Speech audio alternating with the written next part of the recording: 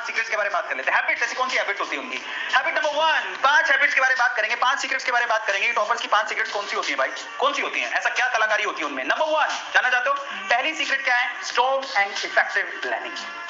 ये सीक्रेट नहीं है, मतलब सबको होता है, समझ में आ गया? और आज ये सीक्रेट में शुमार है, क्यों? क्योंकि यही तो है जिसके थ्रू, जो पता है सीक्रेट क्या होता है जो आप नहीं कर सकते। सीक्रेट क्या होता है जैसे, मतलब वो ये, अब मैं आपसे कहूंगा ये बहुत इंपॉर्टेंट है तो शायद आप कर लो, लेकिन जब नॉर्मली सुनते हैं टाइम टेबल बना लिया कर यार, टाइम टेबल से बना के पढ़ के ढंग से पढ़ाई किया कर यार, जब ऐसा बोलते तो किसी यकीन नहीं होता। लेकिन आज मैं आपको बताता हूँ एक्चुअल में टॉपर का पहला सीक्रेट है। इफेक्टिव प्लानिंग करता है वो, टाइम टेबल बनाता है प्रॉपर्ली, उसको पता होता है मुझे कब क्या पढ़ना है, किसी एक सब्जेक्ट पे एम्फेसाइज नहीं करता, सभी सब्जेक्ट को इंपॉर्टेंस देता है, बोर्ड को इक्वली इंपॉर्टेंस देता है, नीट के एग्जाम को इक्वली इंपॉर्टेंस देता है, सीबीएसई एनसीईआरटी की बुक्स को इक्वली इंपॉर्टेंस देता है, उनको अच्छे से रीड करता है, पूरे दिन में प्रैक्टिस करता है, रात को सोते टाइम रिवीजन करके सोता है और अपने लिए वक्त भी निकालता है, छोटा छोटा और बड़ा बड़ा।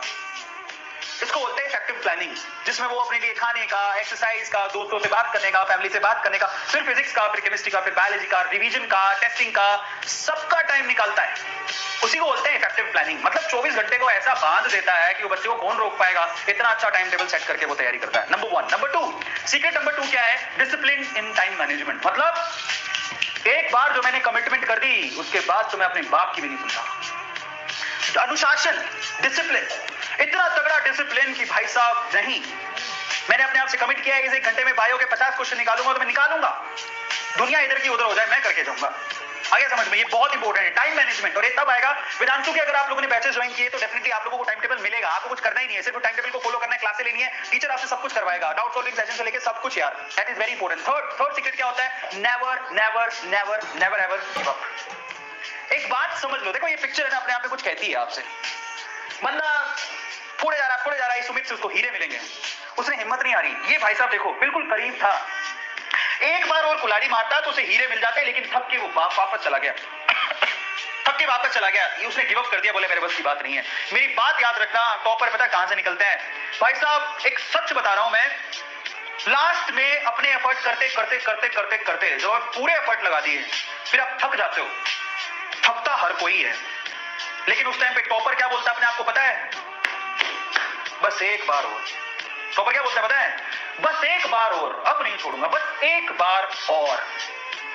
बस वो जो है ना स्टेटमेंट, हिम्मत दिलाता है, कुछ करूंगा, सारा कुछ छोड़ूंगा नहीं मैं। वो हिम्मत, वो जज्बा चाहिए अंदर। जब हार जाओ ना, अंदर से लगे यार पता क्या होता है, कभी ऐसे सवाल होते हैं, सोल ही नहीं हो रहे, सोल नहीं हो रहे, सोल नहीं हो रहे, सोल नहीं हो रहा, सोल नहीं हो रहा। हार जाओ लेकिन हिम्मत नहीं हारना कभी। समझ में आ गया?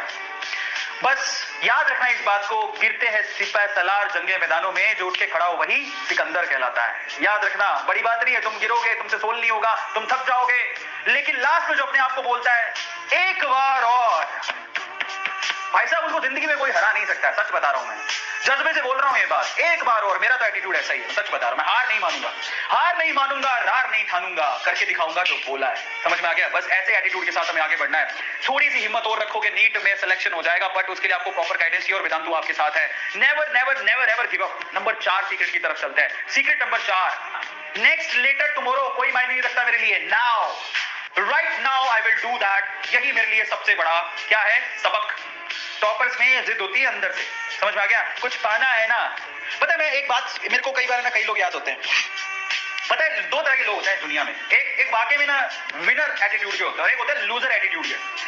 लूजर एटीट्यूड वालों को थाली में परोस के आप दे दो ना, बेटा ये तुम्हारे लिए है, ये तुम्हारी अपॉर्चुनिटी है, तुम्हें कुछ करना है, तुम छा जाओगे दुनिया पे, तुम्हें स्टार बनना है, तुम्हें कुछ करना है, मैं तुम्हारे साथ हूं, मैं तुम्हें हीरो बनाऊंगा। टीचर अक्सर बच्चों को बोलते हैं, उनको थाली में परोस के दिया जाता है, उनका खूब पैसा होता है, वो खर्च कर लेते हैं, ट्यूशन ज्वाइन कर लेते हैं, ऐसे बच्चे मिलेंगे। और ऐसे लोग भी बहुत सारे होते हैं, ये लो तुम्हारे लिए अपॉर्चुनिटी आई है, मैं तुम्हें हीरो बनाऊंगा। लेकिन जो लूजर मेंटेलिटी का होता है ना, उसे जिंदगी में कुछ और समझ ही नहीं आता, उसको समझ में आता है गिव अप करना, अपन के तो बस की बात ही नहीं है। लोगों को ना लूजर मेंटेलिटी के लोगों को बोलेंगे ना, लो ये तुम्हारे लिए अपॉर्चुनिटी है। लूजर मेंटेलिटी वाले थाली में परोस के भी अपॉर्चुनिटी दे दोगे ना, तब भी उनका फायदा उठाना नहीं आता उन्हें। लेकिन जो विनर मेंटेलिटी के होते हैं ना, जहां पर गेट भी नहीं होता ना, वहां पर दरवाजा बना के फोड़ के आगे निकल जाते हैं। समझ में आता है? समझ में आया नहीं आया? जो विनर मेंटेलिटी के होते हैं ना, वो रस्तों पर चलते नहीं है, रस्ते बनाते हैं। समझ में आ गया? वही होते हैं विनर मेंटेलिटी वाले। बस वो मेंटेलिटी वाली विनिंग एटीट्यूड चाहिए, समझ में आता है? So this is really very important. मुझे कल परसों नरसों समझ में नहीं आता, मुझे ये है कि मैं आज करूंगा, अभी करूंगा, बात खत्म हो गई। This is the fourth secret. And fifth secret is, what is the fifth secret? ये बहुत इंपॉर्टेंट है भाई।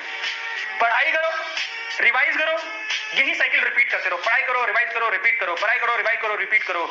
रीड करना, उसकी प्रैक्टिस करना और उसको रिवीजन करना, ये साइकिल एक टॉपर के लिए सबसे इंपॉर्टेंट साइकिल होती है। ये लाइफ साइकिल की जैसी होती है। रीड करो, रिवाइज करो, रीड करो, रिवाइज करो, रीड करो, रिवाइज करो, रिपीट करो, रीड करो, रिवाइज करो, रिपीट करो, रीड करो, रिवाइज करो, रिपीट करो। भाई साहब, ये सबसे इंपॉर्टेंट चीज है।